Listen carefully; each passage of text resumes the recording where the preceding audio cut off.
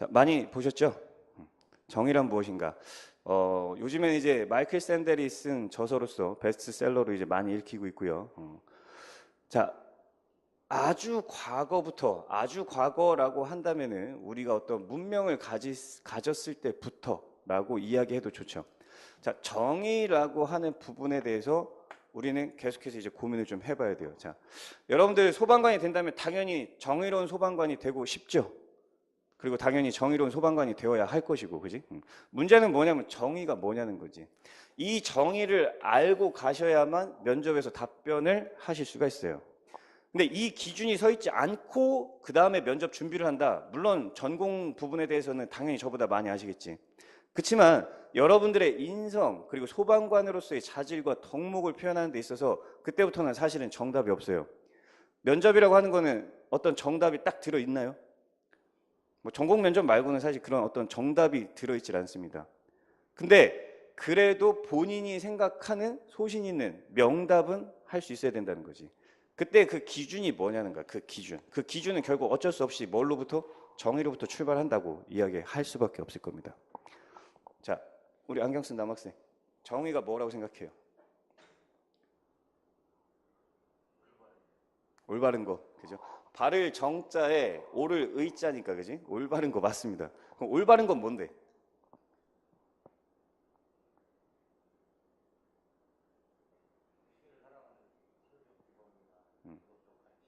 네. 그렇죠. 사회적 규범이나 도덕적 가치에 부합한다. 사회적 규범과 도덕적 가치라고 하는 게 또 어때? 해석이 필요할 부분일 겁니다. 그죠? 자, 우리 남학생은 정의가 뭐라고 생각하나요? 자, 물론 오늘은 모르셔도 좋습니다. 그렇지만 적어도 2주 후에는 정의가 무엇인지 명확하게 머리뿐만 아니라 마음속에 각인이 되어야 할 것이고, 그리고 그걸 활용해서 면접 답변이 작성되고 연습이 되어야 합니다. 자, 정의. 사실은 어떤 정답을 내리기는 좀 힘들 수는 있습니다. 대략 5분간 간단하게만 좀 이야기를 하고 들어갈 겁니다. 자, 정의라고 하는 부분은 우리가 정의라는 말 이전에, 정의라는 말 자체가 생성되기 이전에 어떤 표현으로 많이 썼냐면, 흔히 인간에게 있어서 가장 중요한 것은 쾌락이다. 근데 이 쾌락이라는 말이 이제 뭘로 바뀌기 시작해? 어떤 것이 행복이냐? 그리고 좀 더 가치적으로 발전해서 우리는 뭐라고 이야기하냐면 이거를 착할 선이라고 이야기를 해 왔습니다. 그리고 요즘에는 이걸 우리가 다시 정의라고 하는 이름으로 가치를 승화시키고 그리고 배워가고 있어요. 자, 아주 옛날부터 이 쾌락이라고 하는 부분에 대해서 언급을 할 때 여러 학자들이 나와서 이야기를 했었습니다.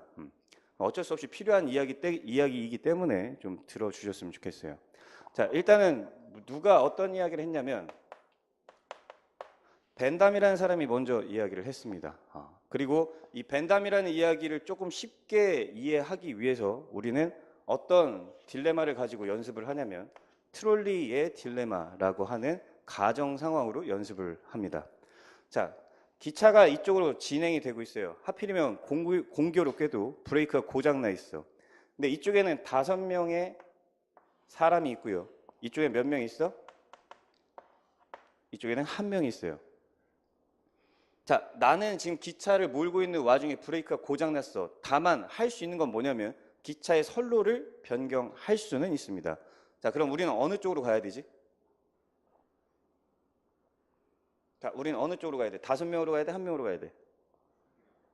1명으로 가야 돼. 혹시 5명으로 가겠다, 나는. 그렇죠. 1명으로 가야 될 거예요. 그죠? 1명으로 갈 겁니다. 여기 계신 분들 아마 거의 다 동조하시고 공감하실 거예요. 자, 문제는 뭐냐면 이쪽은 범죄자 5명이 있고요.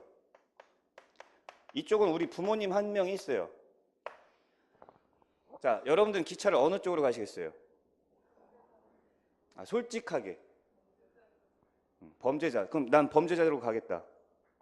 솔직해야 돼. 양심적으로 가야 돼. 아니야. 그래도 인명은 그럴 수 없어. 우리 부모님을 희생하겠어. 어쩔 수 없이. 자, 1명으로 가실 분. 한 분밖에 안 계시네. 그지? 자, 이렇게 이야기하는 와중에 이 가정을 넣지 않았을 때는 분명히 우리는 전부 다 여기 계신 분들 5명으로 간다고 했습니다.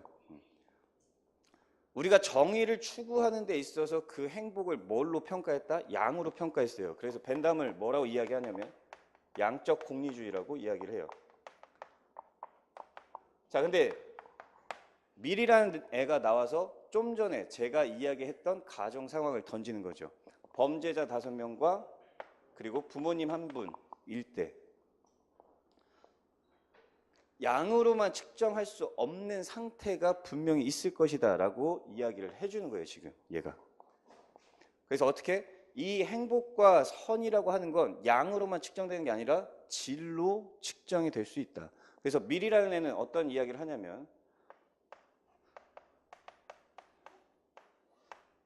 배부른 돼지가 되느니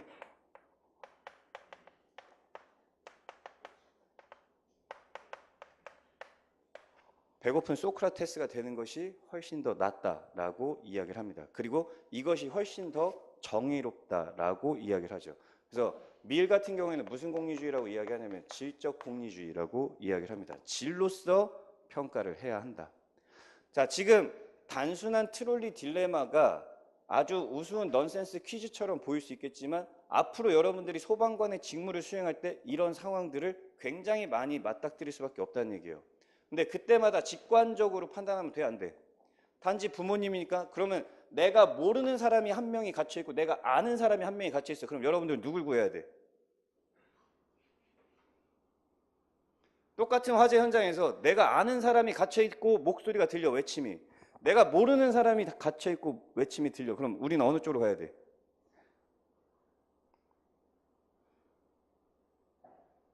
자, 면접은 정해진 답변을 공부하는 부분에 있어서는 여러분들이 충분히 할 수 있어요. 문제는 뭐냐? 지금과 같은 딜레마 상황이 계속해서 도래한다. 면접 질문도 마찬가지. 이렇게 딜레마 상황이 오기 때문에 여러분들에게 질문을 하고 그 안에서 여러 가지 인성과 자질을 평가할 수밖에 없다는 거죠. 이때 방향 잘못 잡으면 어떻게 돼? 나가리 된다고, 진짜로. 그래서 지금 OT임에도 불구하고 우리는 한 가지 방향을 잡고 갈 필요가 있다는 얘기입니다. 자, 아직도 고민스러워요. 근데 아직 결론을 낼 수는 없어요. 이렇게 나오다가 한 명이 더 나옵니다. 존 롤스라고 하는 양반이 나오죠. 아마도 우리가 지금 살아가고 있는 우리의 사회의 가장 큰 근간을 만들어 놓으신 분이지 않을까라는 개인적인 생각을 하는데, 이 존 롤스는 2가지를 이야기합니다. 첫 번째, 선, 행복, 쾌락, 그리고 정의를 실현하기 위해서는 일단 기본적으로 뭐가 보장이 되어야 한다? 자유. 자, 요즘에 이제 나오는 개념이죠. 우리 민주주의 사회에서. 근데 이 자유가 어떻게 돼야 돼? 평등해야 돼. 여러분들도 배가 고프면 밥을 먹을 수 있고 나도 배가 고프면 밥을 먹을 수 있어. 그지? 이런 자유는 우리가 평등하게 보장이 되어야 해. 하지만 문제는 뭐냐면 개인의 자유를 보장하는 건 좋겠지만 여러분들이 집에서 잠을 자고 밥을 먹고 화장실을 가는 건 전부 다 자유야. 그지? 누구의 터치를 받지 않아. 그렇지만 이렇게 한 공간에 모이면서 개인이 어떻게? 모이기 시작해. 그럼 우리는 이걸 뭐라고? 집단 혹은 조직이라고 표현하는데 좀 더 크게는 이제부터는 사회라고 표현을 할 겁니다. 근데 이 사회가 그냥 단순하게 이 한 개인의 자유를 보장하고 이 한 개인의 자유를 보장한다. 그럼 그때부터 어떻게 되지? 약육강식이 도래하게 되겠죠. 그래서 만인에 대한 투쟁이라는 표현을 아마 들어봤을 겁니다. 그렇게 돼서 안 돼. 그러니까 이 사회를 규정하고 끌고 가기 위해서는 뭐가 필요할 수밖에 없어? 규범. 그 규범이 이제부터 어떻게? 통제가 되는데 그 통제 상황이라고 하는 게 자유를 보장하기 위해서 평등해야 한다라고 이야기를 하는 거죠. 2번째, 혹시 이 통제의 상황이 평등하지 못한 상황이 온다. 즉 차등을 둬야 한다라고 했을 때는 2가지를 고려해야 돼. 첫 번째는 누가 누구에게 더 혜택이 될지 모르는 상황, 즉 무지의 베일이라는 표현이 나와요. 좀 전에 그래서 얘기한 거야. 이게 내가 아는 사람이고 내가 모르는 사람이다. 이게 아니라 무지의 벨, 말 그대로 원초적인 상태에서 고민해야 정의로울 수 있다는 거야. 좀 전에 고민했듯이 부모님이 그 범죄자면 어떻게 해? 우리 선택은 그때부터 정의롭기 좀 더 힘들 수 있다는 거지. 원초적인 상태가 필요하대. 두 번째는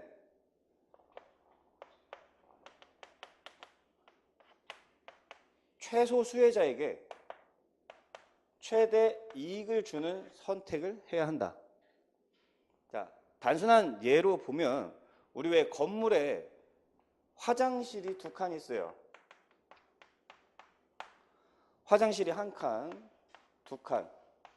자, 이용객 수를 봤더니 이용객은 일반인이 100명, 장애인은 1명. 그래도 우리는 이 건물에 뭐가 필요하지? 장애인 화장실이라는 게 필요해, 그지? 비용은 일반 화장실도 100원이고 장애인 화장실도 100원이야. 그럼 우리가 100명이 이용하면서 우리는 어때? 평등하게 1원어치의 가치를 소비하고 있는데 얘 혼자서 몇 원어치의 가치를 소비하고 있어? 100원어치의 가치를 소비하고 있어. 평등해, 안 평등해? 안 평등해. 평등하지 않은 차등의 상황이 도래했어요. 그죠? 차등의 상황이 도래했는데 누구에게 최대 이익을 주자? 최소 수혜자에게 최대 이익을 줘야 돼. 또 하나 무지의 배일도 들어가 있어요. 여기에는. 왜? 나도 장애인이 될 수 있잖아. 내 지인도 혹은 내 가족도 장애인일 수 있잖아. 우리 여기 지금 수험생들 모여있지만 실제로 얼굴 쳐다봐서 누가 장애를 가졌는지 혹은 누구의 가족이 장애를 가졌는지 알아 몰라? 모르지. 모르기 때문에 그 상황에서 장애인 화장실이 필요할 수밖에 없다는 거지. 바로 무지의 배일 그리고 최소 수혜자 최대 이익의 원칙에 의거해서. 자, 아직까지도 정답을 내리기 좀 힘든데 마지막으로 한 사람이 더 나오죠. 정의란 무엇인가를 쓴 저자 마이클 샌델. 하버드대를 졸업하고 하버드대에서 이제 강연을 하고 있는 굉장히 천재적인 양반입니다. 21살인가의 교수가 됐어. 하버드대에서. 또라이지. 자, 근데 이 사람이 정의란 무엇인가라는 화두를 들고 세상에 딱 뛰쳐나왔습니다. 이제. 그래서 여러분들 아마 책을 보셨지, 그지? 자, 봤는데 이 사람의 강연을 보면 저하고 똑같은 강연을 해. 지금처럼 똑같은 강연. 이렇게 와서 트롤리의 딜레마와 로크를 이야기하고 그리고 미를 거쳐서 벤담과 미를 거쳐서 존 롤스까지 옵니다. 그리고 마지막에 강연은 종료해. 그러면 정의는 무엇입니까? 이 강의가 끝이야 이게. 완전 나쁜 새끼죠. 자, 왜냐하면 책 제목이 영어로는 뭐라고 써 있냐면 justice라고 써 있어. 근데 우리 한국인 이 번역가가 나는 참 번역을 잘했다고 봐. 정의란 무엇인가 그랬죠. 책은 정의란 무엇인가라는 질문을 던지고 끝나요. 답해주지 않았어. 그 답을 또 누구에게 미루냐면 여러분들 스스로에게 미룬단 말이야. 환장하죠. 왜? 우리는 지금 이 정의를 알고 가야 되거든. 근데 환장하지, 그지? 그래서 마지막에 한 명이 더 나오는 거야. 누가 나오냐면 제가 나오는 거예요. 여러분들을 위해서. 자, 저도 정답이라고 할 수는 없을 건데 그래도 제가 굳이 여러분들과 함께 면접이라고 하는 공동의 목표를 가지고 노력을 할 거고 그리고 그 이상 면접뿐만 아니라 면접을 잘 가르치고 잘 배우고 그 이상 뭐지? 합격이라고 하는 더 큰 공동의 목표를 가졌을 때 저는 감히 여러분들한테 답을 드리고 가야 돼. 그 답은 뭐냐? 그 답은 간단해. 정의는 결정되어 있지 않아. 뭐 해야 되냐면 계속해서 고민하고 성찰하는 자세를 가지는 게 정의라고 이야기하고 싶습니다. 자, 저도 똑같이 마이클 샌델하고 개새끼인가요? 자, 그건 아니길 바랍니다. 자, 여기에서 다시 정답을 내려놓고 간다고 그랬어. 정의는 뭐라고? 자, 이제 여러분들은 이제 정답을 얘기해야 돼. 자, 여러분들 정의란 뭐라고? 계속해서 고민하고 성찰하는 자세를 가지는 것. 어쩔 수 없어. 우리는 평생을 주입식으로 살아왔어. 그지? 마지막 하나만 더 주입할 거야. 정의는 뭐라고요? 계속해서 고민하고 성찰하는 자세를 가지는 것. 자, 이게 돼 있어야 돼. 자, 무슨 얘기냐? 아까 얘기했어. 5명이 있고 1명 있다. 그럼 어디로 가야 돼? 아니지. 정의로운 선택을 해야 돼. 계속해서 뭐 할 거야? 계속해서 고민하고 성찰할 거야. 그러다 기차가 어떻게 돼도 이쪽으로 가든 저쪽으로 가든 그거는 최후의 결론의 몫이고 우리는 계속해서 고민하고 성찰해야 된다고. 자, 이 질문이 왜 필요하냐면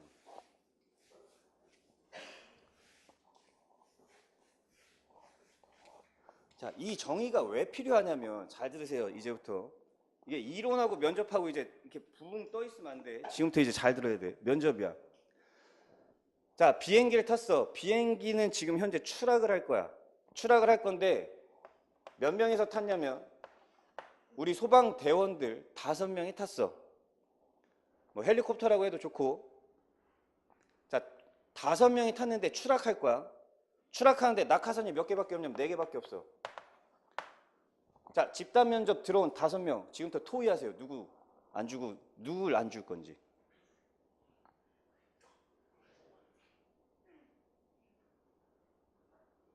자, 여러분들 지금 집단 면접에 들어온 거야. 5명이 들어와 있어. 면접관이 물어봐. 이 면접에 참여한 이 5명 동료가 비행기에 탔는데 추락한다. 근데 낙하산은 4개밖에 없어. 자, 어떻게 할 건지 토의해. 누굴 빼고 갈 건지 토의해.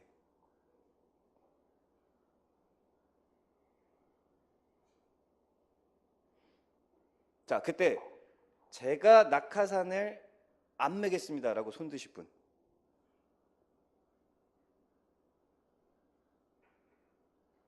아, 국민을 위해서 희생한다며.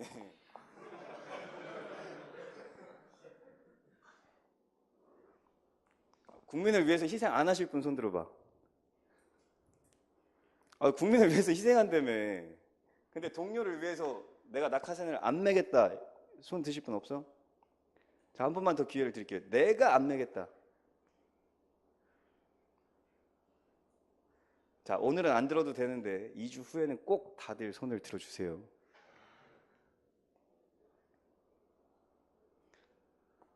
자, 쉬운 딜레마는 요건 쉬운 딜레마야. 근데 어려운 딜레마는 오늘 5명 중에 우리가 어차피 경쟁률이 1.2대 1이니까 1명이 떨어질 거야. 그럼 누가 떨어졌으면 좋겠어?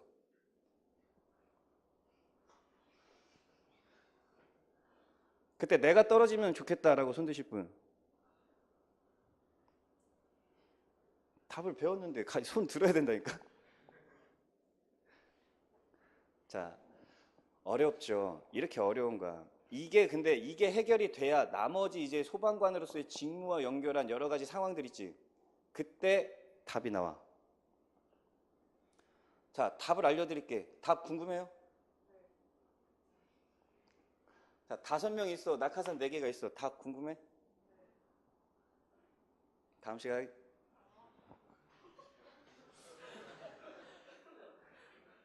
자, 첫 번째. 최하위권 답변은 뭐냐? 진짜로 토의를 하고 있는 놈들. 우리 어떻게 할까요? 토의를 하고 있는 놈들. 최하위, 불합격생이야. 그나마 필기 점수가 좋아서 붙을 만한 답변은 뭐냐면 제가 떨어지겠습니다라고 하는 답변. 그나마. 근데 정말 필기도 체력도 최하위인데 그래도 면접으로 뒤집으면서 붙을 수 있는 답변은 뭐냐면 이거야. 지금 정해줬잖아. 뭐 해야 돼? 낙하산이 비록 4개지만 5명이서 우리 다 같이 손을 잡고 뛰자. 죽어도 같이 죽고 살아도 같이 살자. 라는 결론이 나와야 여러분들이 소방관이 되지. 그래야 국민을 위해서 희생하고 동료를 위해서 희생할 줄 아는 사람이 되지. 근데 그렇지 못하면은 여러분들이 지금 소방관의 자질로서는 지금 빵점을 받은 거란 말이야. 자, 다시 제가 얘기했죠. 면접에 제가 스킬을 이야기하다 보면 여러분들은 스킬에만 빠진다고, 그지? 근데 스킬에 빠지면 안 돼. 저건 스킬이야. 그렇지만 저 마음을 갖는 건 이제부터 진정성이에요. 이걸 가지고 가야 면접이 계속해서 준비가 됩니다. 이거 없으면 면접 준비 안 돼. 이거 없이 그냥 면접 준비, 시중에 나가면 면접 관련 책 많죠? 소방 관련 면접 책 많단 말이야, 그지? 그걸로 공부해도 돼. 거기에도 모범 답안은 많아. 굳이 여러분들이 지금 아까운 시간을 내서 여기에 오는 이유는 합격하려고 오는 거잖아. 책을 못 읽어서 온 게 아니잖아, 그지? 그러면 책을 읽고 못 읽고 답변을 쓰고 안 쓰고가 아니라 저걸 마음에 지금 가질 거냐는 거지. 그래야 모든 면접 질문에 답변을 할 수 있어. 설사 전공 질문에 답변을 살짝 못 하더라도, 혹은 어떤 지식적인 부분에 내가 설사 좀 부족하더라도, 그래도 난 뭐가 될 거야? 소방관이 될 거야. 이게 전달이 돼야 여러분들이 실제로 합격을 할 수 있다는 겁니다. 그걸 빼고, 알맹이를 빼고 전공 답변 잘하고 필기 점수 잘 맞고 그리고 뭐 어떤 시사 면접 잘 보고, 이거는 의미가 없다는 거야. 자, 그래서 이제 결론 다시. 면접을 준비하는 데 있어서 방향성이라고 하는 게 중요하다.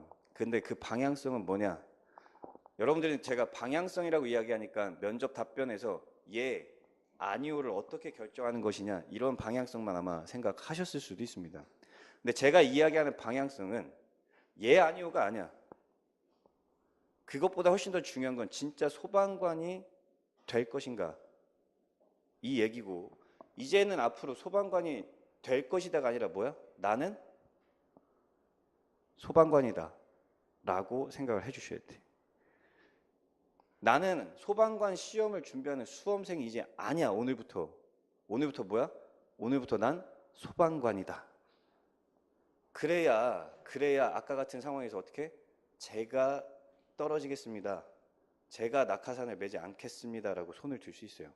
그리고 그게 어렵지 않은 이유는 일어나지 않은 일이잖아. 왜 일어나지 않은 일에도 선택을 못하고 그렇게 쩔쩔매고 있어요? 그게 무슨 얘기냐? 여러분들 지금 여태까지 너무 책만 봐왔다는 거야. 이제는 책을 버리고 소방관이다 라는 마음을 보는 게 훨씬 더 중요해요. 자, OT이지만 제가 여러분들한테 가장 첫 번째로 드리고 싶은 얘기는 나는 오늘부터 소방관이다 라는 마음이 필요하다는 거. 그 얘기를 꼭 드리고 싶었습니다.